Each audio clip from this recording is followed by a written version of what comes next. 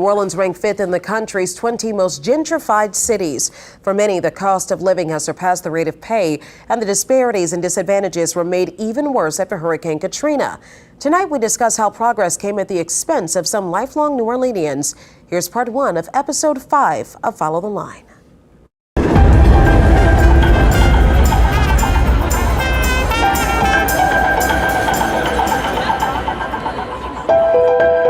Hurricane Katrina opened New Orleans up to become one of the most intensely gentrified cities in America. It was a beautiful neighborhood, but since the storm, all of the ones that was renting is not here anymore. But even before the storm hit, New Orleans was facing an affordable housing crisis.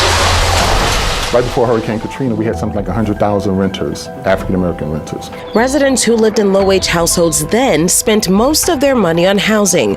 With the storm impacting a large portion of the city's most vulnerable communities, it made finding affordable housing in the aftermath a challenge. We somehow, though, managed to create a worse housing system than we had pre-Katrina. How so? More vulnerability, more housing insecurity, and more opportunity to further segregate the city. The gentrification is owning profit. Before Katrina, you could get a house around here for $200,000, and that was expensive. But now everything is full and up. Gentrification process is already pricing this out. If we don't get it, take it. I just want to see New Orleans stay New Orleans. Gentrification has swept across America. From Brooklyn, New York to Oakland, California, communities that were historically black have made a dramatic shift in demographics across the board. New Orleans is no different, and Katrina sped up that process. They should never have torn it down. It was a nice place to live. My concerns are if I'm going to be able to be one of the ones, because I'm on disability. In a city of majority renters, prior to the storm, those hoping to return home say they found themselves shut out or facing housing costs that were out of reach. That we missed an opportunity post-Katrina because there was no comprehensive plan about how we would ensure that renters had housing options. And instead, we spent the money to build up neighborhoods that were already gentrifying without protecting long-term residents. Residents like Zena Moses, a self-proclaimed homegrown New Orleanian who says moving back to the city after the storm was troubling, now staying in New Orleans is presenting even more of a challenge. When I was trying to find a place, it was just, okay, I'm on assistance, that have a stigma all by itself. People just like, I don't want to rent to anybody with a voucher. So I'm like, well, look, I have money saved. It shouldn't be as hard for me to find because a lot of people in my position don't even have any savings. So I should be able to find something. Month 1 passed, month 2 passed, and now I'm sweating bricks like, okay, I can't, no one's willing to accept a voucher. The cost of living is double at this point, and my income hasn't doubled.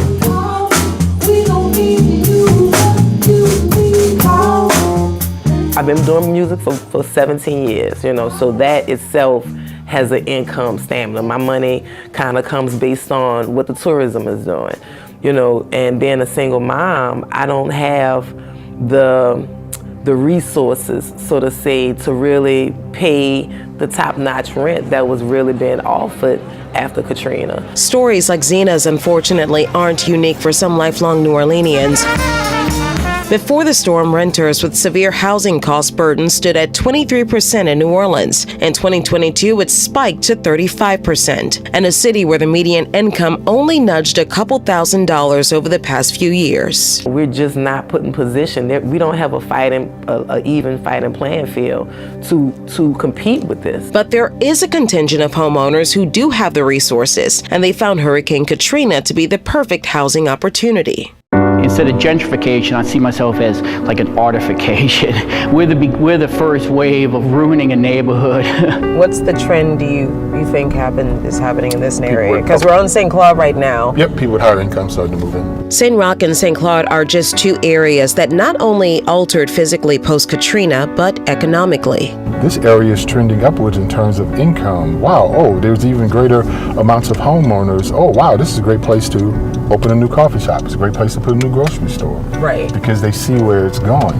This is not the St. Claude from back in the day.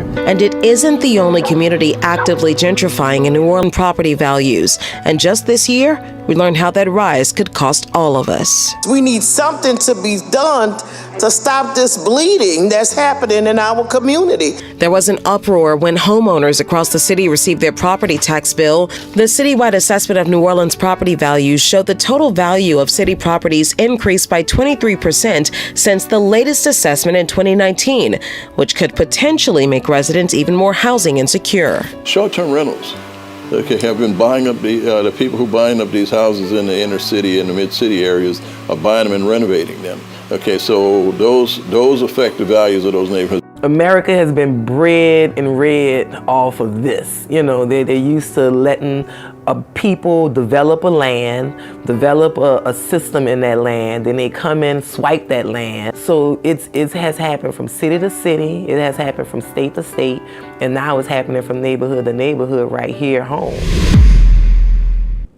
In part 2 of episode 5, we explore the origin story of gentrification and why some communities are seeing that influx of investment while others are not. Good morning. Today is Thursday, December 7th. The year is 2023. And guess who's here? Grayson. Grayson heard the beeping, the countdown, the noise. He said, oh no, I'm going to make my appearance. I'm here. All right, so we had a scary episode yesterday. Day before yesterday, I took Ginger outside. And there's a little wooded area by our house with thick underbrush. And Ginger always kind of squeezes under the underbrush and goes into these woods. And I always say, Ginger, don't go in the woods. A wild animal gonna get your ass over there. And she run in there any damn way. Grayson sometimes follow her, but I yell at Grayson to come back and he'll look around and he'll come back out. So Ginger had been easing into the woods next door, massive woods over there. And I kept warning her, Ginger, there's some monsters back up in the woods that's gonna get hold of your ass. You need to be careful over there and come out of them damn woods. You know, you try to talk to like white, Ginger, come on out the woods, sweetheart. What are you doing over in the woods, Ginger? Come out of there. So anyway, Ginger ran her ass up into the woods. Well, next thing I know, Ginger's screaming at the top of her yards, belting and screaming, and I hear all this ruckus and rustling in the woods, and at least she's screaming and hollering for help, and so I run up into the woods, and of course I can't get nowhere to work because the stuff is so thick I couldn't even see what the fuck was going on. And she's screaming and hollering at the top of her damn lungs, and I'm thinking she'd been eaten alive by a coyote or something out there. So, you know, I'm trying to get through the underbrush, and Grace is me trying to figure out what the fuck going on, and she yelling and screaming, and we're yelping and hollering and screaming, and I'm like, okay, she probably gonna be dead by the time we get to her. So finally I said, fuck it, and came out the woods. And I see Ginger, she's limping on back out towards the house, all bloody and every damn thing. Some animal got hold of her ass. So after I had repeatedly warned Ginger not to go into those woods. Come here, Ginger. Come here. Come here, Ginger. See, she still won't come. She got a hard head. Come here, Grayson. Come here, Grayson. Come here, Grayson. Come here, Grayson. Come here. Come here, Grayson. Come here. It's so hard-headed. Come here, Grayson. That's a good doggy. Come here. Let's see if we can lure Ginger over here. That's a good doggy. That's a good doggy. Ginger hard-headed is. I didn't tell her not to go in the woods. Repeatedly told her not to go into the damn woods. And this whole monster got her ass. Me and Grayson scared me. We scared her to figure out what happened. Is she dead in there? So she had PTSD and wouldn't come out of her cage for the past couple of days. Yeah, after I took her to the hospital, they ran her to the vet. She had all her shots and stuff. We don't know what happened. It was, of course, we couldn't see. Was it an animal? I don't know what did happen. I don't know. Well, so now we take her outside because she was just determined. She was going to be running through the woods, running through the neighborhood, just ripping and running. She has to stay on a leash until she gets some type of training where she will know to come when somebody tells her to I don't know why Irwin got these dogs and he refused to take them to go get training. And, we're going to have to get like an invisible fence or something. I don't think she's... I would hope that she learned her lesson, not run back up into those woods, because whatever she met up in them woods, she damn near killed her ass. So she came out of there, but she's fine now. So I don't know what was up in them damn woods. I know wherever it was what she was expecting to be. So, anyway, New Orleans. New Orleans is one of my favorite cities I absolutely love. For the past few years, I would go online just to look at real estate in New Orleans. And I noticed something. And I thought, gosh, this stuff is expensive. Even before Katrina, before the COVID pandemic, I would go online and look at New Orleans home prices, and I said, man, this stuff is high. It was very expensive, and I couldn't quite figure out why it was always so high in New Orleans. I know New Orleans isn't really a big city, but I couldn't figure it out. I was like, who's buying this expensive stuff in New Orleans? Like buying this expensive stuff in Atlanta, buying all this expensive stuff in Miami. New Orleans is a city that's going through gentrification. And you got wealthy white folks coming from all around the world to a well-known. New Orleans is known for its culture, its music. New Orleans really is a city. New Orleans is really a city that has culture and food, and so I absolutely love that city. I would love to own a home in there in New Orleans if I could have afforded one at one point. And the houses I'm looking at, they need to be gutted, renovated. And so this news article that you just watched clearly shows you that there is a problem since Katrina. White wealthy Americans wealthy people, period, have flocked into the city and taken over certain neighborhoods and forced the black people out. The same thing that's happened here in Atlanta, in Chicago, in Miami, in New York, Los Angeles, you name it. Anywhere where there was an enclave of pro-black folks, they have been swept to the side, and $900,000 townhomes have been built in their place. There's an area here in Atlanta called the Old Fourth Ward. If you only knew what Old Fourth Ward looked like 20 years ago to today, it is a huge difference between night and day. You wouldn't, if you saw what the Old Fourth Ward looked like 20 plus years ago, you would never, ever think the type of development and growth that's happened in there. You can't touch nothing in the Old Fourth Ward under $1 million now.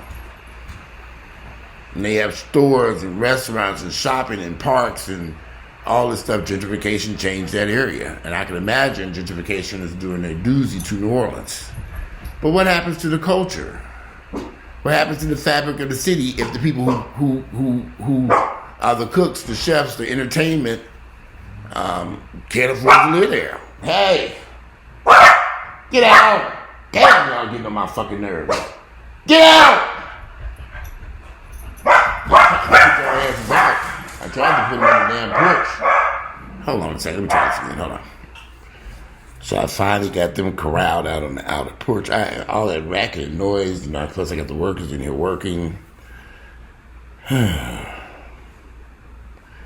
New Orleans is a beautiful city, but what happens when the culture's gone? And the chefs and the cooks and the entertainment and the bartenders and the people who make up the fabric, who make that city what it is so great, when they can't afford to live there. So anyway, that's a 5-part report. That was the first part. So I hope you all will. I'm not going to be able to post all 5 of that story. But check it out. Gentrification is real. We all know it's affecting every city in America. Even the neighborhood that I live in is going through a form of gentrification where you have younger families moving in, replacing older families. And they put a ton of money in these old raggedy ass houses. Ask me how I know. I just redid my master bedroom. I gutted it. And I took all the flooring out. Redid the fireplace. made it much more contemporary. Now when people walk in there and say, oh my God, it's beautiful. I'll post some pictures of it. They're finishing it up now. I'm having to paint it now so I can move back in there over the next few days. We probably got another few days worth of work upstairs. Today is Thursday. Probably I'm hoping by the next few days we will have the vast majority of that work completed on that second floor. I just got this kitchen down in the basement I'm just trying to figure out. I just don't know where.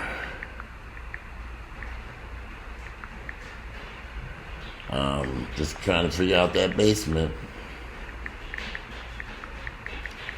So this won't be a long video, but I thought that was a very interesting report. I love New Orleans. I would love to own a home in New Orleans. It's just not in the cards. It's so expensive. I'm like, wow. And I had this dream. I'm gonna buy a house and Airbnb and do all stuff. I'm the only person that had that damn dream either. I already know the renovation, trying to renovate a home in New Orleans, you don't live there, can be costly.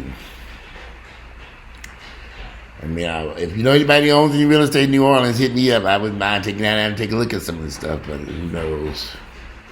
That stuff is pricey. And the renovation is probably just even more expensive. Trying to find workers is a headache. I kind of like what's going on here. But anyway, I got so much I need to do, y'all. I got to order a bunch of stuff. I'm going to sit here and do this right now because it's 12:30 this video. I was supposed to make this video hours ago, but the contractor showed up and I got to go to Home Depot and get paint and stuff. I got to conclude this video. I just wanted to bring up the situation in New Orleans and show y'all a news report. I'd love to hear you all's thoughts and views about that. And I'm out of here. Today is Thursday. It's December 7th, the year 2023. I'm out. Enjoy the rest of this beautiful Thursday, winter day.